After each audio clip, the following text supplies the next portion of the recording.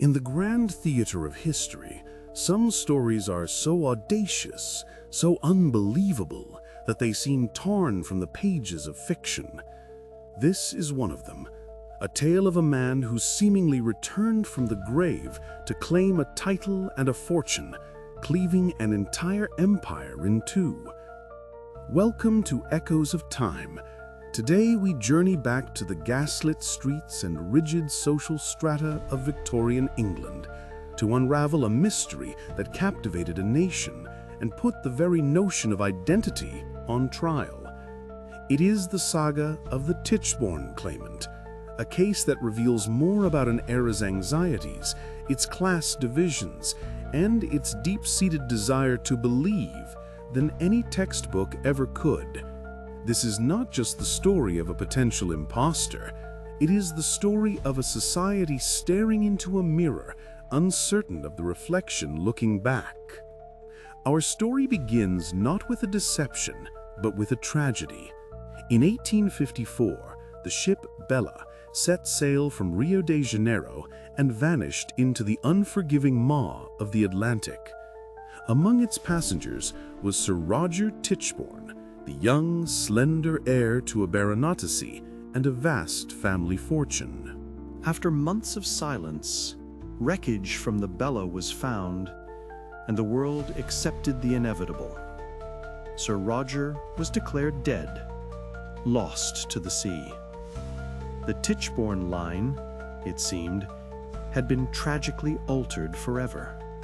But one person refused to let go: his mother, the Dowager Lady Tichborne.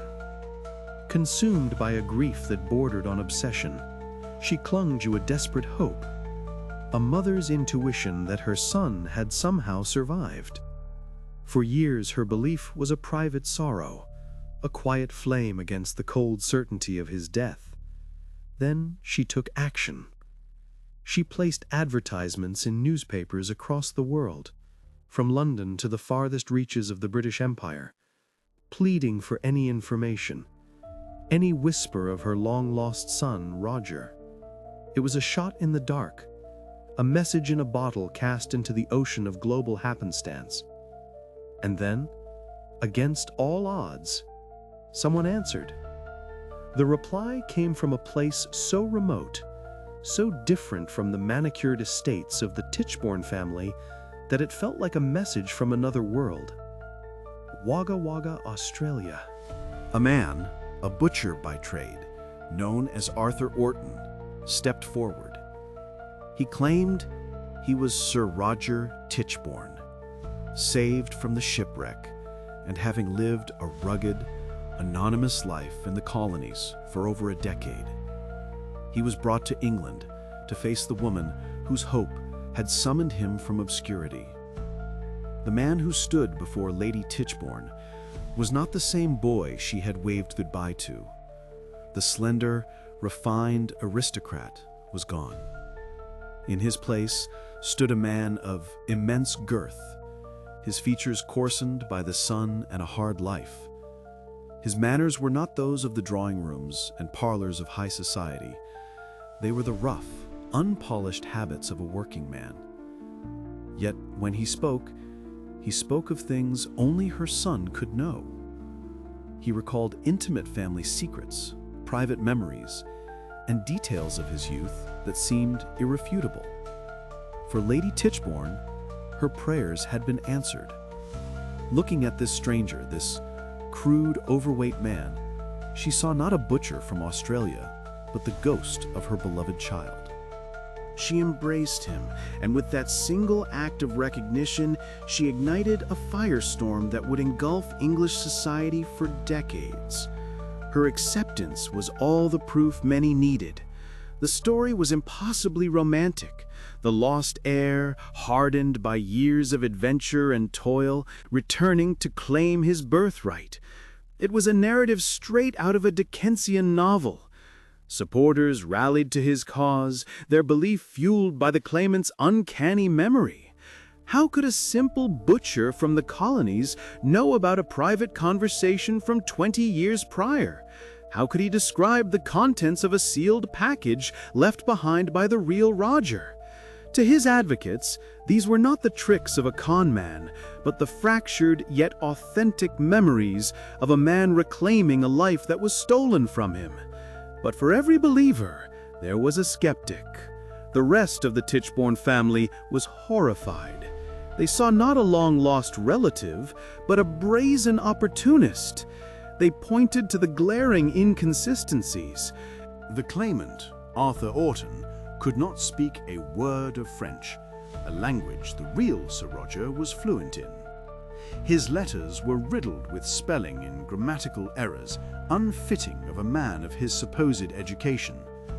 And then there was his physical presence. The striking disparity between the slight, gentlemanly Roger and the crude, hulking claimant was, for many, an insurmountable chasm of disbelief. They saw him as a cunning fraud, a man who had been expertly coached to exploit a grieving mother's desperate wishful thinking. This is where the story transcends a simple case of mistaken identity and becomes a profound social commentary. The Tichborne case split Victorian England down the middle, and the fault line was class. For the working classes, the claimant became a folk hero. He was one of them, a man of the people, taking on the powerful, entrenched aristocracy.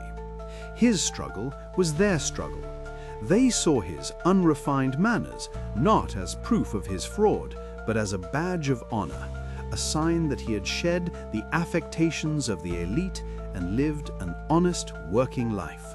They bought memorabilia, sang songs about him, and poured their own money into his legal funds, convinced they were supporting a righteous cause against a corrupt establishment. Conversely, the aristocracy and the upper classes largely saw him as a monstrous threat. He was an assault on their very identity, a living embodiment of the idea that class and breeding could be faked, that a butcher could convincingly pass for a baronet. If he could do it, what did their titles and heritage truly mean? He exposed the simmering anxiety that lay just beneath the surface of Victorian society, the fear that the rigid social order was not as stable as it appeared.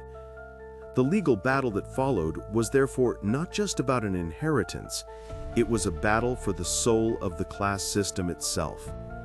The ensuing civil trial was one of the longest and most expensive in English history, a public spectacle that held the nation spellbound. The courtroom became a theater where the drama of identity, memory, and deception played out day after day. Witnesses were brought from around the world.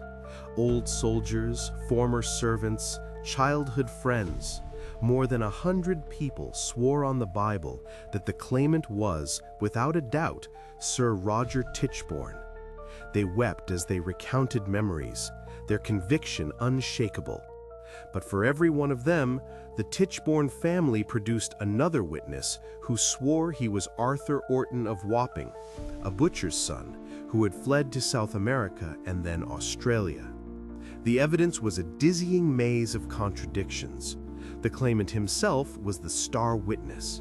For weeks he sat on the stand, enduring a brutal cross-examination.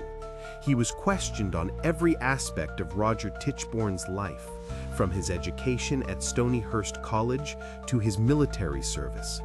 He made shocking errors, forgetting key details and displaying a profound ignorance of his former life. Yet he would then produce a stunningly accurate memory of some obscure, private detail, leaving the court and the public baffled once more. Was this the performance of a master manipulator, or the genuine struggle of a man whose memory had been ravaged by trauma and time? And then, a third, more sinister possibility began to emerge. Perhaps the claimant was not a lone wolf, but a puppet. This theory suggests a more complex conspiracy, a carefully orchestrated plot by others who saw an opportunity in Lady Tichborne's grief. Was it possible that Arthur Orton was fed the intimate family details by someone on the inside, a disgruntled servant, a former associate, who sought to use him as a key to unlock the Tichborne fortune? This paints the claimant not as a brilliant mastermind, but as a pawn in a much larger, more elaborate scheme for inheritance. A theory that adds another layer of intrigue to this already labyrinthine case. Ultimately, the civil case collapsed, but the drama was far from over. The claimant was immediately arrested and put on trial for perjury. This second trial was even more of a sensation. The prosecution meticulously dismantled his story, tracing his life back to his humble origins as Arthur Orton. They brought forth evidence and witnesses who left little doubt as to his true identity. The romantic notion of the lost heir began to crumble under the weight of cold, hard fact. The man who had held a nation in his thrall was convicted and sentenced to 14 years in prison. But even with a verdict, the questions lingered, echoing through the decades. The story of the Tichborne Claimant became a cautionary tale, a legend. He was the most audacious impostor to ever grace a courtroom, a man who, for a time, made the impossible seem real. His legacy is not one of wealth or title, but of the profound questions he forced a society to ask itself. His saga exposed the fault lines of class, the fallibility of memory, and the incredible power of a story. People believed in him not because of the evidence, but because they wanted to.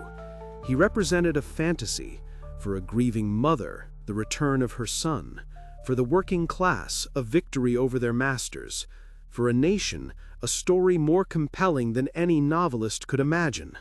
Here at Echoes of Time, we delve into the past to find the stories that reveal the secrets of human nature.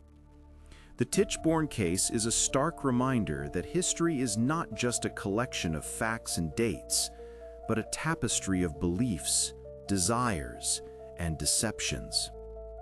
What truly happened to Sir Roger Tichborne aboard the Bella remains a mystery, his fate sealed by the silent depths of the ocean. But the mystery of the man who claimed his name is, in many ways, even more profound. To ensure you don't miss our future journeys into the forgotten pages of history, subscribe to Echoes of Time and hit the notification bell. Join us as we continue to explore the enigmas that lie under the dust of centuries. The courts delivered a verdict, and history wrote its official record. But in the quiet moments, the questions remain. How could one man fool so many, including a mother? And if our identity is defined by the memories of others, what happens when those memories are contested, manipulated, or simply wrong?